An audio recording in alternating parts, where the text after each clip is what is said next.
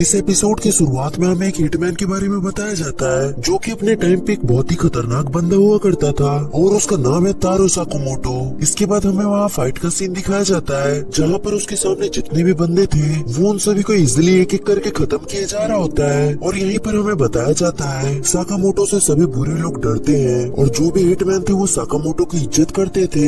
लेकिन एक दिन अपना साकामोटो पड़ जाता है किसी के प्यार में और पहली नजर में अपने साकामोटो को हो जाता है उससे प्यार। इसके बाद अपना साकामोटो हिटमैन वाले जॉब को छोड़ देता है और वो उस बंदी से शादी भी कर लेता है, जिसके बाद अपने साकामोटो का एक बच्चा भी होता है। एंड अब हम प्रेजेंट के सीन में देखते हैं अपना बंदा बीबी बच्चे होने के बाद बन जाता है फैटमैन, जैसा कि तुम सभी देख सकते हो। और यहाँ पर अपने साकामोटो की एक छोटी सी फैमिली होती है जिसमें कि उसकी एक डॉटर और एक वाइफ है और साथ ही में उसकी एक शॉप भी है। इसके बाद हमें एक मिस्टीरियस बंदा दिखाया जाता है जो कि साकामोटो की दुकान के सामने खड़ा होता है और साकामोटो को ढूंढ रहा होता है। इसके बाद दिखाया जाता है जो अपना साकामोटो है वो अपनी दुकान में बैठा हुआ होता है और इधर हमें पता चलता है उसकी वाइफ का नाम आउवी रहता है। तभी हम देखते हैं उनकी दुकान में एक बच्चा खेल रहा होता है। तब हम देखते हैं उस बच्चे की गलती से वो किसी आदमी के पैंट को खराब कर देता है, जिससे उस आदमी को उस लड़के पे काफी ज्यादा गुस्सा आता है और फिर वो उस छोटे से बच्चे को कॉलर पकड़ता है और उसे मारने के लिए आगे बढ़ता है। लेकिन वहाँ पर साकामोटो आके उस आदमी का हाथ पकड़ लेता है और एक पेन से वो उस बंदे पे अटैक कर देता है। लेकिन लिसन वो उस बंदे को पेन से मारा नहीं होता,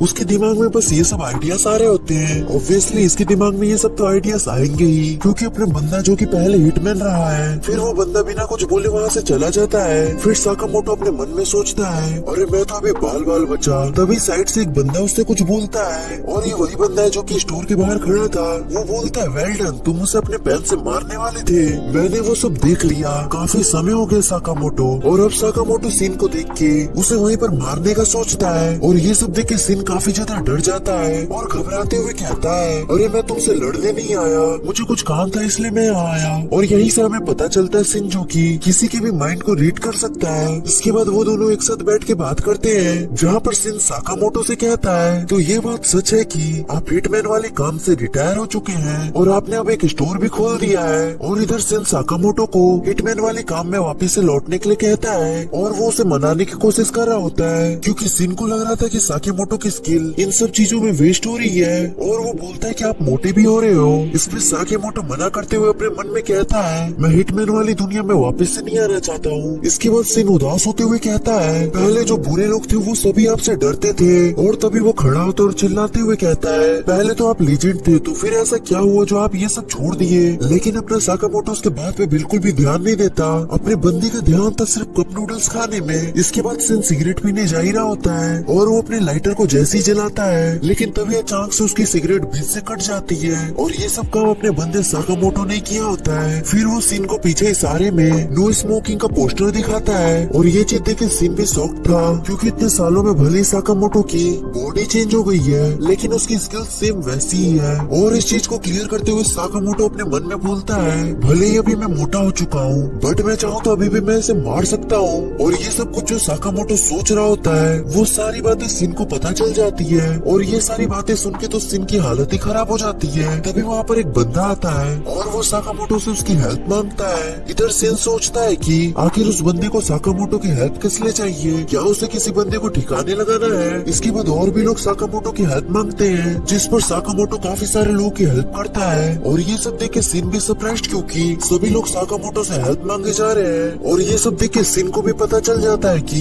साकामोटो पहले जैसा नहीं रहा, लेकिन सिन को जैसे साकामोटो अभी है वैसा बिल्कुल भी पसंद नहीं। और ये सब चीज बोलते हुए वो वहाँ से चला जाता है। लेकिन गाड़ी में बैठने के बाद वो रियलाइज करता है कि भले ही पहले वाला साकामोटो ज्यादा पसंद था लेकिन अभी भी साकामोटो उतना ही कूल है जितना पहले था। और सिन चाहता था कि वो साकामोटो के साथ फिर से काम करे। लेकिन तभी सिन को आता है कॉल और वो कॉल उसके बॉस का होता है जिसने सिन को ऑर्डर दिया था कि साकामोटो को वापस से लाया जाए और अगर वो नहीं आता है तो उसे वहीं पर खत्म कर दो। और इसी वजह से सिन साकामोटो को काफी लंबे समय से मना रहा था वापस से हिटमैन वाले काम पे लौटने के लिए। लेकिन सिन अपने बॉस को कन्विंस करता है कि साकामोटो उन लोगों के लिए थ्रेट नहीं है और उन्हें साकामोटो को अपने हाल पे छोड़ देना चाहिए। फिर इसके बाद हमें उसका बॉस दिखाया जाता है। वो बोलता है सिन हमारा एक रूल है जो कि तुम जानती हो, अगर तुम ऑर्गेनाइजेशन से भागते हो तो फिर तुम मारे जाओगे और साकामोटो ने ये रूल ब्रेक किया है इसलिए हम लोग उसे जिंदा नहीं छोड़ सकते। इसके बाद उसका बॉस चिल्लाते हुए कहता है इधर काफी सारे लोग हैं जो कि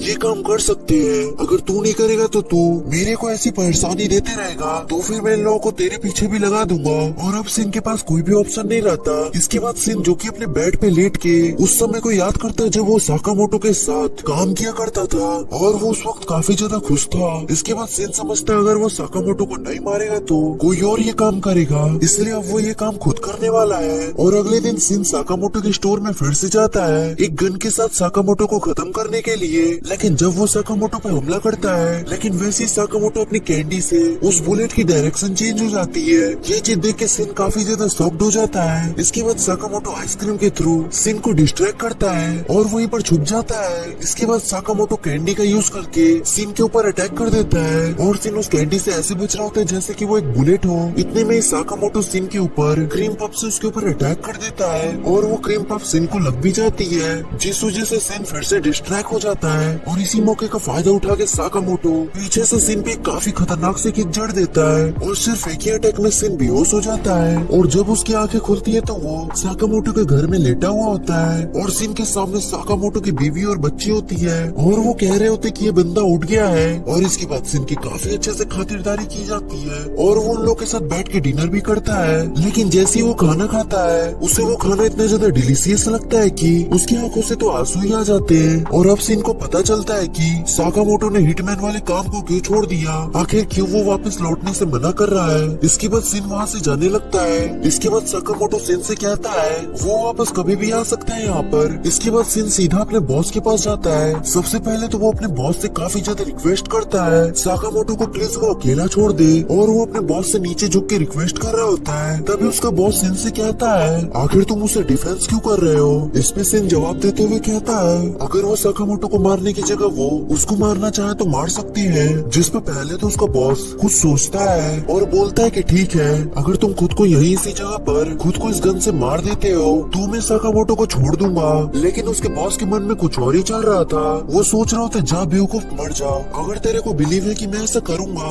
लेकिन उसके बॉस के दिमाग में जो कुछ चल रहा था वो सभी चीज सिन को पता चल जाती है, क्योंकि हमें पता है कि वो माइंड रीड कर सकता है। और तभी वो अपने बॉस पे गन पॉइंट कर देता है। तभी उसके बॉस को याद आता है कि सिन जो है वो माइंड रीड कर सकता है और फिर वो वहाँ से भागता है। और फिर उसका बॉस अपने बंदूक से सिन को मारने के लिए कहता है। फिर वो सभी लोग सिन के ऊपर अटैक करते हैं, लेकिन सिन उन लोगों के हमले को डॉज कर रहा होता है। तभी सीन शिफ्ट होता है, हम देखते हैं साकामोटो को जो कि सिन की सारी बातें एक डिवाइस पे सुन रहा होता है। लगता है जब सिन बेहोश था तब साकामोटो ने सिन के ऊपर कोई डिवाइस लगा दिया होगा। और इसके बाद जो हम देखते हैं साकामोटो अपने सारे वेपन्स निकालता है। और भाई एक चीज देख रहे हो, अपना साकामोटो सारे हिटमैन वाले काम छोड़ दिया है, लेकिन अभी भी उसने अपने पास काफी सारे वेपन्स रखे हुए हैं। और वो अपने वेपन्स में से एक इलेक्ट्रिक गन निकालता है। और दूसरी तरफ हम सिन को देखते हैं जो कि अपने बॉस के बंदों से फाइट कर रहा होता है और उन्हें काफी अच्छे टक्कर दे रहा होता है। लेकिन कुछ ही समय बाद सिन के पैर पे गोली लग जाती है। तभी 3-4 बंदे एक साथ सिन के ऊपर बंदूक तान लेते हैं। और यहाँ पर सिन मान चुका था कि अब वो कुछ नहीं कर सकता, अब वो मरने वाला है। और तभी हम देखते हैं वहाँ एंट्री होती है साकामोटो की और पीछे से उन तीनों को एक साथ अपनी इलेक्ट्रिक गन से शॉक देके ढेर कर देता है। इसके बाद वो सारी की सारी गैंग साकामोटो के पीछे पड़ जाती है, क्योंकि सबसे बड़ा प्रॉब्लम इन लोगों के लिए अभी साकामोटो ही है। लेकिन इससे साकामोटो को कोई भी फर्क नहीं पड़ता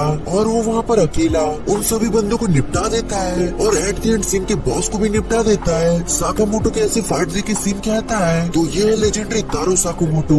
इसके बाद सिन साकामोटो से पूछता है उसे आखिर पता कैसे चला कि वो यहाँ पर है। लेकिन साकामोटो सिन के गन वापस करता है और उसके अंदर से एक बग निकालता है, जिस चीज से वो ये सारी चीजें सुन रहा होता है। और जब सिन बेहोश हो चुका था तब उसने ये बग सिन के गन में लगा दिया था। इसके बाद सिन साकामोटो से टाउन छोड़ने की बात करता है। साकामोटो से अपने स्टोर के अप्रॉन देता है और उसे काम करने का ऑफर देता है। वो कहता है वैसे मैं 1 घंटे का 600 येन देता हूँ, तो चलो ठीक है, कल से तुम मेरे यहाँ काम पे आ जाना।